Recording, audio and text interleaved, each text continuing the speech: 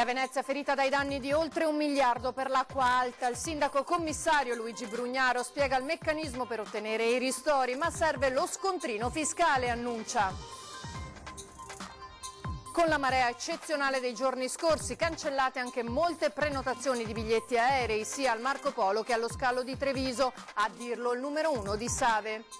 Intanto il FAI, il Fondo Ambiente Italiano, avverte: con questo sviluppo Venezia condannata a morte, bisogna pensare a un nuovo modello di salvaguardia della città. Anche l'artigianato veneziano è stato duramente colpito dall'acqua alta. Confartigianato mette a punto un'autentica task force d'aiuto a 360 gradi alle imprese.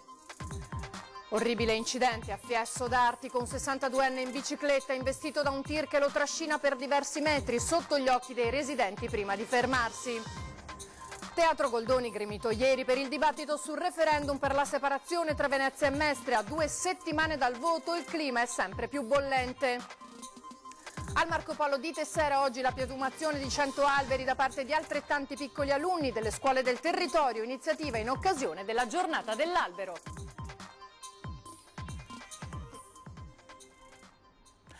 Buonasera, benvenuti all'appuntamento con l'informazione veneziana. In apertura si torna a parlare dell'acqua alta, di quanto accade da quando è terminata l'emergenza, perché il commissario per l'emergenza acqua alta, il sindaco Luigi Brugnaro, anticipa come si procederà con i ristori, per i quali sarà necessario allegare gli scontrini fiscali dei nuovi acquisti. Quando arrivano i soldi da Roma, entreranno in Banca d'Italia, nel conto della Banca d'Italia, noi per erogare sui singoli conti abbiamo bisogno che queste persone ci portino gli scontrini delle cose, perché è la legge che lo prevede. È la notizia del giorno: niente scontrini, niente ristori, così per tutti i veneziani sommersi dall'acqua alta del 12 novembre scorso. Il principio vale naturalmente per i nuovi acquisti che andranno a sostituire i vecchi rimasti allagati o danneggiati. Le ricevute di pagamento dovranno essere presentate sia dai privati che dalle aziende. Quando viene approvato il costo e viene finanziato, ti viene dato il corrispettivo sulla base appunto dello scontrino che porti del riacquisto del bene. Diversa la procedura di richiesta, che potrà essere inoltrata via internet o cartacea tramite i CAF per i privati, con quest'ultimi che per gli indennizzi fino ai 5.000 euro dovranno compilare un apposito modulo. Conviene andare in lettera C e avere tutto il danno che hai ricevuto, perché è semplificato, piuttosto di fare chissà che conti. Ecco perché serve un'assistenza specifica. Per quanto riguarda le imprese e i risarcimenti fino a 20.000 euro, in fase di accordo la convenzione per l'assistenza gratuita per la compilazione dei moduli. Ma io penso che la prossima settimana, a metà settimana, secondo me sono già pronti per mandare avanti le norme, mandare avanti le domande. 30 giorni il governo, perché c'è scritto nell'incarico di commissario, rispetteremo quei tempi, entro quei tempi là. E io penso che 2 mesi dovrebbero avere i soldi contanti. L'acqua alta eccezionale di Venezia nelle prossime ore, in tarda mattinata, verrà discussa nell'Aula del Senato con apposita mozione, e quanto ha deciso la conferenza dei capigruppo di Palazzo Madama. E intanto gli albergatori veneziani, che fanno capo alla medesima associazione, chiederanno a tutti i loro ospiti un contributo di €1 per la città, donazione che verrà versata sul conto aperto dal Comune. Anche gli scali aeroportuali sono stati danneggiati dalla marea eccezionale, cancellate diverse prenotazioni nell'aeroporto Marco Polo di Tessera e al Canova di Treviso. A risentire della marea eccezionale dei giorni scorsi anche gli scali aeroportuali del territorio. Cancellate infatti diverse prenotazioni di biglietti aerei sia su Venezia e Marco Polo che su Treviso, scalo Canova. Tanti quelli prenotati con i voli low cost sia dall'Italia che dall'estero. A dirlo il numero 1 di Save. Notiamo che ci sono delle cancellazioni, sì, questo sì, ci sono delle cancellazioni, e questo è un po' forse il frutto anche di tutta la comunicazione che viene fatta. Mentre a Venezia e Mestre negli alberghi è stato cancellato circa il 30% delle prenotazioni, fortunatamente le strutture ricettive tornano a riaprire. Penso sia importante dare un segnale ai turisti, a coloro che vogliono vivere a Venezia, che Venezia è una città che vive, è una città che funziona, gli alberghi sono riaperti, l'emergenza è passata, c'è un'emergenza costante che è quella del vivere a Venezia, delle opere che bisogna fare che non sono state fatte. Durissimo il giudizio del FAI sugli avvenimenti della scorsa settimana. A Venezia bisogna pensare ad un nuovo modello di sviluppo, quello degli ultimi decenni, così come dimostrano le ultime acque alte, dicono, sta uccidendo la città. Venezia è un contesto, non è una cosa isolabile, perché è nata nelle acque speciali della laguna che non sono mare, mentre ora la laguna sta praticamente diventando un braccio di mare e questa è la morte garantita di Venezia. Una tragedia di morte galoppante incombe su Venezia. Indro Montanelli lo aveva già denunciato in un documentario televisivo del lontano 1969. Lo ricorda oggi il presidente onorario del FAI, Giulia Maria Crespi. I vertici nazionali del Fondo Ambiente Italiano sono qui, a Venezia, in occasione dell'apertura al pubblico di Casa Bortoli, recentemente donata alla Fondazione, e il giudizio sulla catastrofica settimana di acqua alta è molto severo e chiama in causa la classe politica degli ultimi decenni. La laguna, che una volta era in grado, come dire, di assorbire, di mitigare questi eventi che erano rari, ora non è più in grado di farlo e abbiamo potuto dimostrare da quando hanno cominciato a scavare i grandi canali. Ne vogliamo scavare degli altri? Per salvaguardare la delicatezza di Venezia, sostiene il FAI, occorre uno sviluppo speciale rispetto alle altre città e il bellissimo appartamento donato alla Fondazione da Sergio e Carla Vertoli nel 2017 sarà, oltre che visitabile su prenotazione, anche centro di confronto e approfondimento sul futuro di Venezia. Dalle finestre si ammira la Chiesa della Salute, che ancora non esisteva quando nel 1500 fu costruito questo palazzo. Da questa quadrifora si è visto il mondo e si è visto nel 1680 circa sorgere questo meraviglioso monumento che Venezia eresse in ringraziamento della fine della tragedia della peste. Oggi guardiamo questo monumento in un momento di un'altra tragedia, una tragedia che però può andare avanti e può anche peggiorare.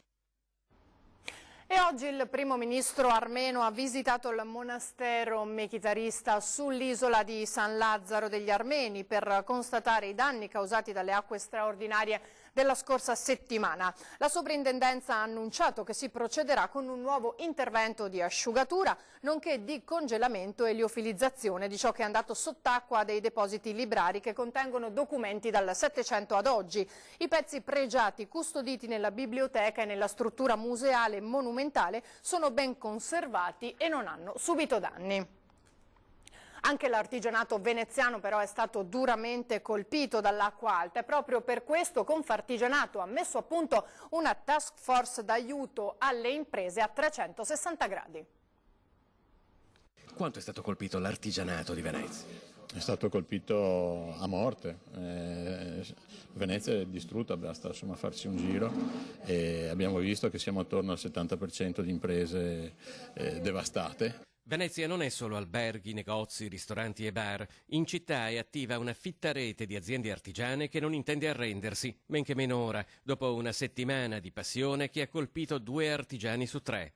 Una primissima stima parla tra Venezia, Murano, Burano e Pellestrina di circa 3 milioni di euro di danni per l'acqua alta. Non ci sono solamente i danni provocati dall'acqua alta, ma anche i mancati introiti di una settimana di forzata chiusura. Di forzata chiusura, di opere per ristabilire la situazione di prima, le ore perse, le occasioni mancate e le opere che bisognerà rifare completamente.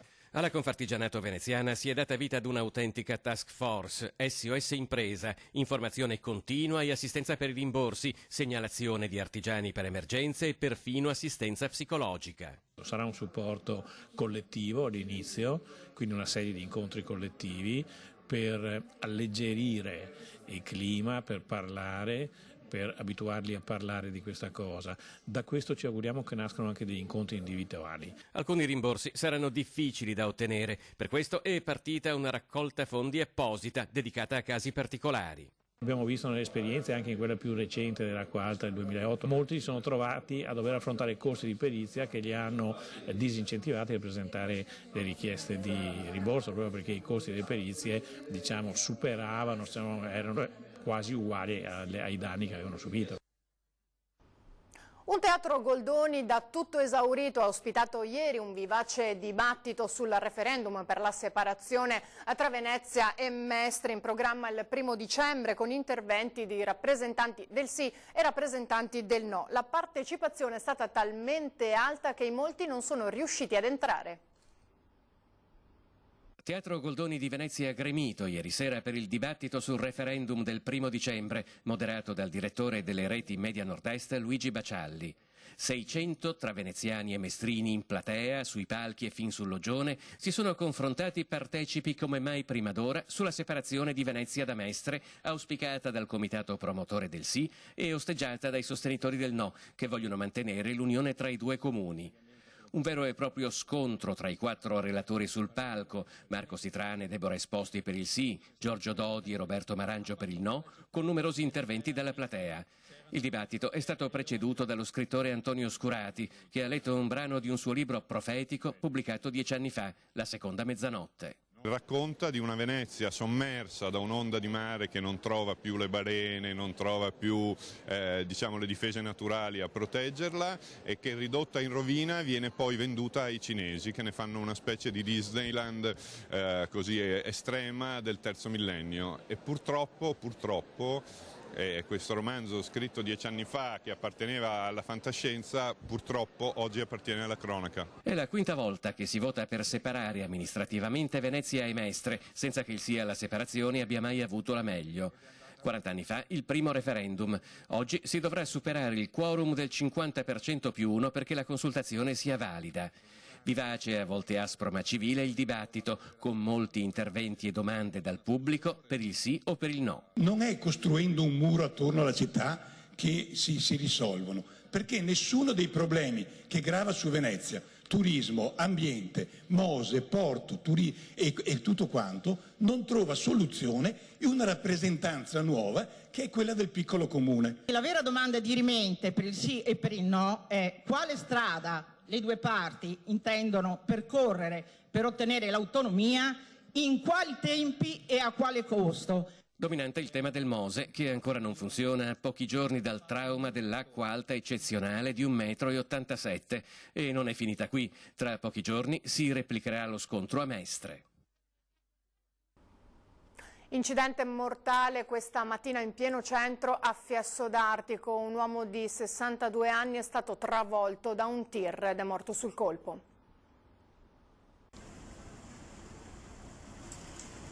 La bici incastrata sotto le ruote del camion, qualche metro prima sparse sull'asfalto alcune mele.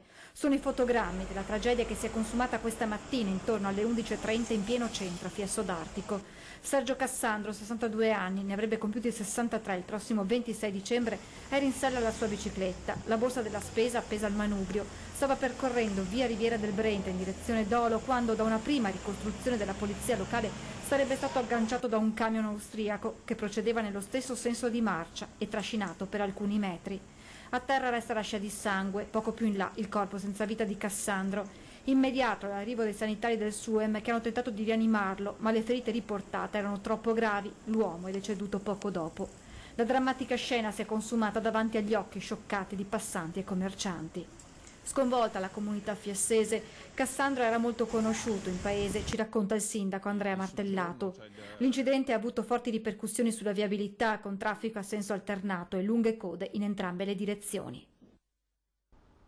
Il ministro per il Sud e la coesione territoriale Giuseppe Provenzano ha messo a punto un emendamento alla legge di bilancio per consentire di estendere alla zona logistica semplificata nel porto di Marghera e nell'area del Polesine le agevolazioni previste per le ZES di cui si sta parlando da tempo. Nelle scorse settimane abbiamo avviato, spiega il ministro, l'istruttoria necessaria per riconoscere alla zona di Porto Marghera e dei comuni del Polesine lo stato di zona economica speciale.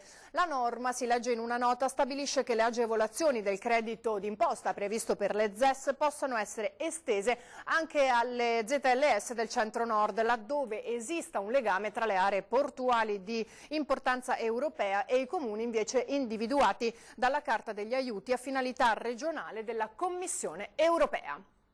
Ci fermiamo ora per qualche istante con la pubblicità.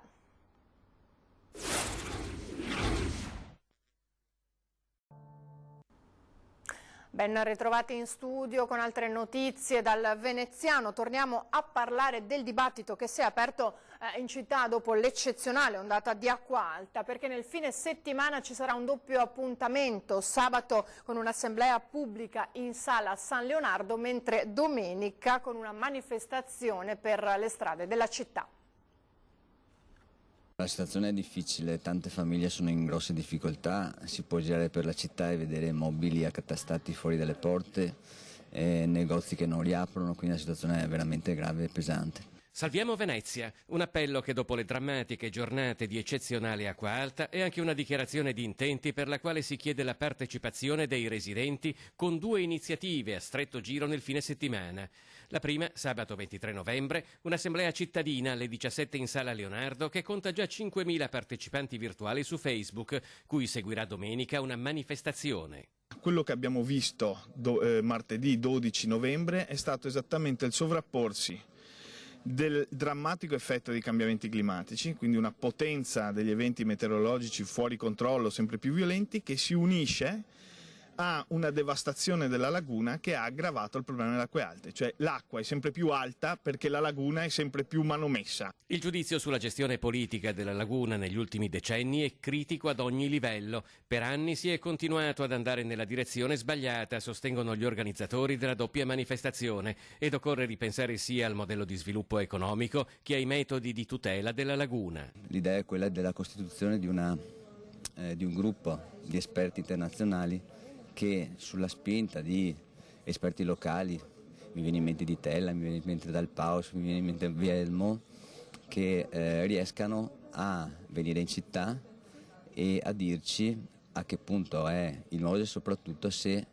vale la pena continuarlo. Come è stato per tanti secoli, questa città ha la potenza, ha il potenziale per dimostrare al mondo che è possibile costruire un modello di sviluppo diverso e ricco di benessere, di potenza, non di miseria e di pauperismo, nel rispetto e nella tutela dell'ambiente e del pianeta circostante. Ci spostiamo ora all'aeroporto Marco Polo di Tessera per una bellissima iniziativa in occasione della giornata dell'albero con protagonisti 100 bambini.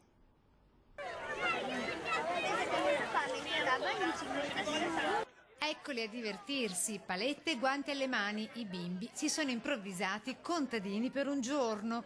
Spingi bene, Enrico, anche la pianta. 100 bambini per 100 alberi, alunni delle classi quinte delle scuole primarie Santa Maria Goretti e Giovanni Antonio Farina di Mestre, con i 15 pulcini dell'ultimo anno della materna Franchin di Tessera. Iniziativa in occasione della giornata dell'albero e tenutasi all'aeroporto Marco Polo. La piantumazione di altrettanti nuovi alberi nell'area dello scalo veneziano a ridosso della laguna. Rappresenta l'avvio dell'opera di mitigazione prevista dal master plan dello scalo e consiste nella realizzazione di un terrapieno alberato di 5 metri d'altezza che dalla Darsera si protenderà per circa 1 chilometro verso l'abitato di Tessera. I bimbi di oggi, adulti di domani, che potranno dire quell'albero l'ho piantato io. Vi ricordo questa sera ospite a 20:10 il sindaco di Padova, Sergio Giordani. Ed ora vi lascio alle previsioni del tempo, l'informazione veneziana si chiude qui, vi auguro una buona serata, arrivederci.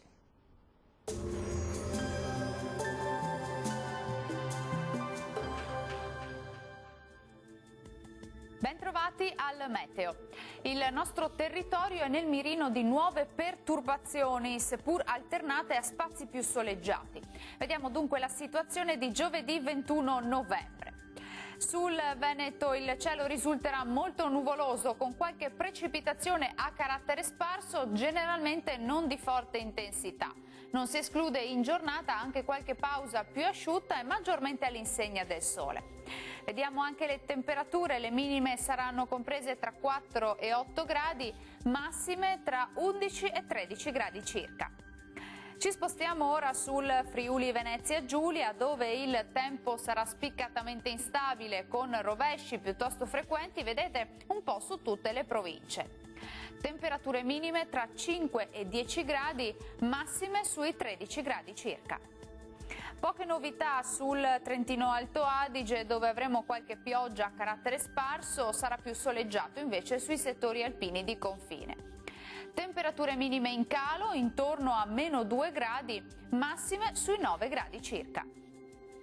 Bene, dal meteo per ora è tutto. Buon proseguimento in compagnia di Antenna 3. Arrivederci.